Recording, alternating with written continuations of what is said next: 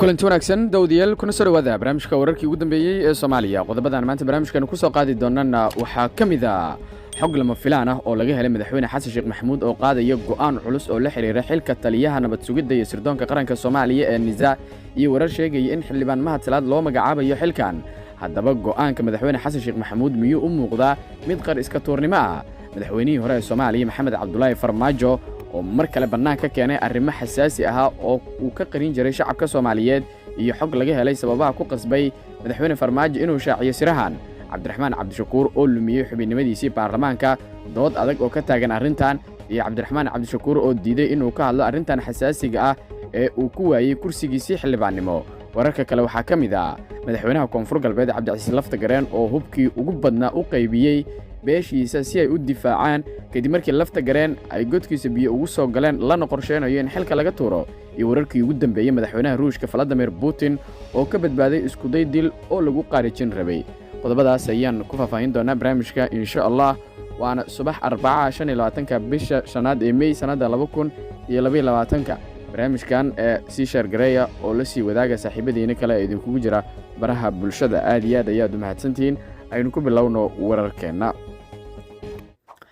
xogan lama filaan oo la helayo ayaa sheegaya in madaxweyne Xasan Sheekh Maxamuud uu qorsheynayo in uu qaado go'aan culus oo la xiriira xilka taliyaha hay'adda nabad sugidda iyo sirdoonka qaranka Soomaaliya. tan iyo markii madaxweyne Xasan Sheekh Maxamuud uu la wareegay talada dalka ayaa waxa markaasi iska soo dabadhacayay warar kala duwan oo ku saabsan talaabooyinka uu qaadi karo madaxweyne Xasan Sheekh Maxamuud. Xasan Sheekh Maxamuud ayaa magacaabay xubno dhowr ah oo uu u magacaabay Villa Soomaaliya oo ay markaasi ugu horeeyaan agaasimaha guud ee madaxtooyada qaranka, taliyihiisa dhinaca amniga iyo sidoo kale ku xigeenno loo sameeyay Villa Soomaaliya. dhammaan xubnahaas waa saaxiibadiisii oo ay iskala tirsanayeen xisbiga UPD. haddaba war markaasi ku saabsan xilka taliyaha hay'adda nabad sugidda ayaa markaan soo yaray saacadihii la soo dhaafay. waxaa baraha bulshada aad la iskula dhex marayay in madaxweyne Xasan Sheekh Maxamuud uu magacaabayo taliyaha hay'adda nabad sugidda iyo sirdoonka qaranka Soomaaliya ee NISA. wararka la isla dhex maraya ayaa sheegaya inay suurtagal noqon karto in Xasan Sheekh Maxamuud uu u magacaabo xilkan Mahad Salaad oo saaxiibo dhow ay hayeen. Mahad Salaad oo ka tirsan xisbiga UPD ayay wararku sheegayaan in markaasi laga yaabo in loo magacaabo xilka taliyaha hay'adda nabad sugidda iyo sirdoonka qaranka Soomaaliya. arrintan ayaa waxa ay tahay mid markaasi aanan suurtagal noqon karin, isla markaana dad badan ay la yaabeen. madaxweyne Xasan Sheekh Maxamuud ayaa horey looga digay in markaasi dowladda uu ku koobo xubnihii isaga markaasi la shaqeynayay isku xisbiga ay haayeen amaba iskala tirsanayeen kooxda Dambu Jadiid. warkan haddii uu dhab noqdo amaba Xasan Sheekh Maxamuud uu xilka taliyaha NISA u magacaabo ninka la yiraahdo Mahad Salaad, waxa ay markaasi noqon doontaa in si toos ah loo mucaarado Xasan Sheekh Maxamuud, isla markaana looga hor yimaado qorshihiisa ku saabsan dowladnimada ee Soomaaliya. Xasan Sheekh Maxamuud oo markaasi marka qudbeynayay golaha markaasi labada aqal waa golaha labada aqal ee baarlamaanka, isla markaana khudbad ka jeedinayay oo ku saabsanayd murashaxnimadiisa ayaa waxa uu sheegay in tareenkiisu uu yahay mid aanan buuxsamaynin oo loo wada siman yahay. arrintaas ayaa hadda waxa ay u muuqataa mid meesha ka sii baxaysa marka la fiiriyo sida uu wax u wado madaxweyne Xasan Sheekh Maxamuud. haddaba wararkan waxa ku soo kordha runtooda iyo weliba sidoo kale waxyaabaha kale ku soo kordha wararkeena kale ayaan ku soo gudbin doonaa haddii baweyne uu qadaro. markaana aynu fiirino wararka kale. madaxweynihii hore ee Soomaaliya Maxamed Cabdullaahi Farmaajo ayaa markaasi bannaan ka keenay arrimo badan oo uu qarinayay iyadoo la ogaaday waxyaabaha ku kasbay in hadda uu bannaan ka keeno arrimahaasi. Maxamed Cabdullaahi Farmaajo madaxweynihii hore ee Soomaaliya ayaa markii ugu horeysay waxa uu qiray dhowaan in 5,000 oo askari oo ka tirsan ciidanka qaranka Soomaaliya loo diray dalka Eritrea si ay tababar ugu soo qaataan. waxa uuna intaa ku daray in dib u soo laabashadooda ay dib u dhacday si looga hortago kacdoon siyaasadeed. qoritaanka markaasi sirta ah iyo diridda ciidamada ayaa sanadkii hore waxa uu dhaliyay amaba gudaha Soomaaliya ka dhaliyay mudaharaadyo waaweyn iyadoo xubnaha qoysaskooda ay ka codeen in aanan la ogeysiinin halka ay ku sugan yihiin carruurtooda. Farmaajo oo bishan guuldaraystay in markaasi dib loo doortana ku fashilmay ayaa intaa ku daray xilli uu ka hadlayay munaasabadii uu xilka kula wareegay madaxweynaha Soomaaliya Xasan Sheekh Maxamuud in askartu hadda dib ugu soo laaban karaan dalkooda si ay gacan uga geystaan la dagaalanka shabaab. Hadalkaas Farmaajo ka soo yaray ayaa dad badan siyaabo kala duwan markaasi ay uga hadleen. Dadka qaar ayaa qaba in Farmaajo danta ku kaliftay inuu meel fagaara ka sheego sir muddo qarsooneed ay keentay kadib markii uu ku guuldaraystay doorashadii dhacday 15kii bishan May, waxayna arrintaasi timid xilli siyaasiyiinta diidanaa xukunka Farmaajo ay ku eedeeyeen in uu shacabka Soomaalida la wadaagin ciidamada sida qarsoodiga ah loo qoray. Ciidamada ayaa inta aan markaasi loo dirin Eritrea waxaa lagu diiwaan geliyay in loo qaadayo dalka Qatar si tababar ugu soo qaataan qaybna ay uga noqdaan ciidanka ilaalinaya koobka adduunka 2022, laakiin arrinta ayaa goor dambe soo ifbaxday inay been ahayd inkastoo aysan jirin ilo si dhab ah u xaqiijin karay. Fahad Daahir, agaasimihii hore ee hay'adda nabad sugidda Soomaaliya oo dad badan aaminsan yihiin inuu ahaa maskaxdii ka dambeysay in ciidanka loo qaado Eritrea oo warbaahinta lala wadaagin, ayaa waxaa culays xoogan uu kala kulmay siyaasiyiinta mucaaradka iyo xubno ka tirsan baarlamaanka Soomaalida.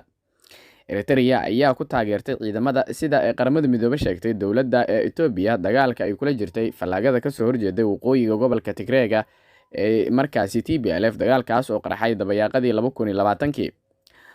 Madaxa guddiga arrimaha bini'aadamada ee baarlamaanka Soomaaliya ayaa sanadkii hore ka codsaday madaxweyne Farmaajo inuu baaritaan ku sameeyo cabashada ku saabsan in ciidamada qaranka qaarkood lagu waayay dagaalada ka socda Itoobiya, laakiin ma jirin wax jawaaba.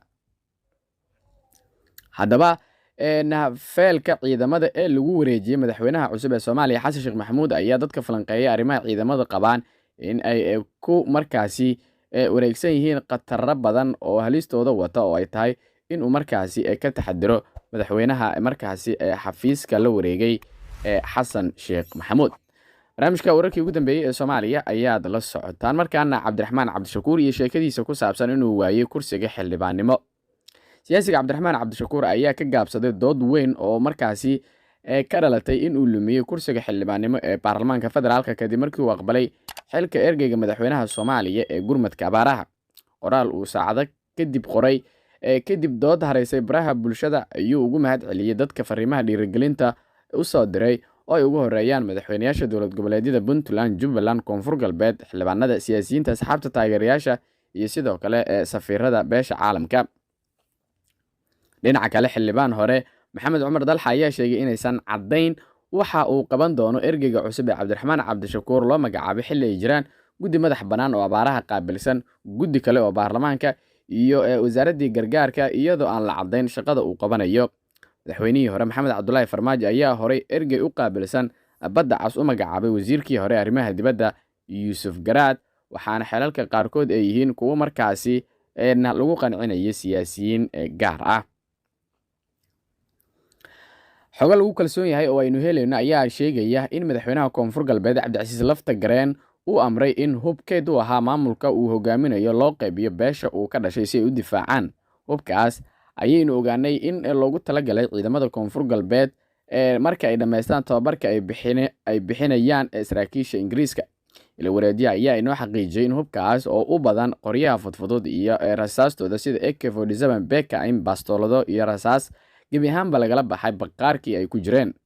sida ay sheegayaan wararka aynu helay, ujeedada ka dambeysa in hubkaasi galo gacan maleeshiyo beeleed ayaa waxa ay xiriir la leedahay guuldarada siyaasadeed ee soo wajahda Laftagareen, maadaama bay yiraahdeen uu ogsoon yahay in uusan taageero ka haysan beelaha Koonfur Galbeed isla markaana muddo xileedkiisii dhammaad yahay, sidaas darteedna uu ka cabsi qabo kacdoon.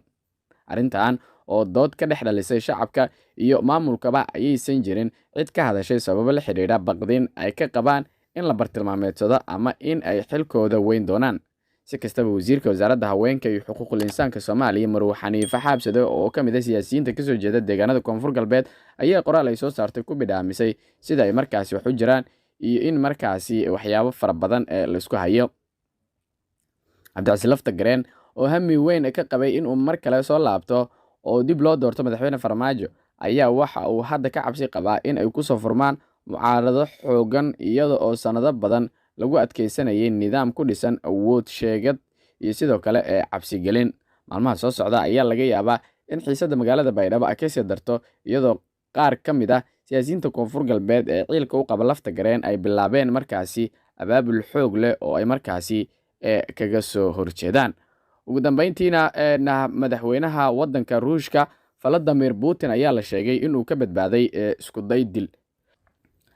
madaxa sirdoonka ciidamada Ukraine ayaa shaaca ka qaaday in madaxweynaha Ruushka Vladimir Putin uu 2 bil ka hor ka badbaaday isku day dil.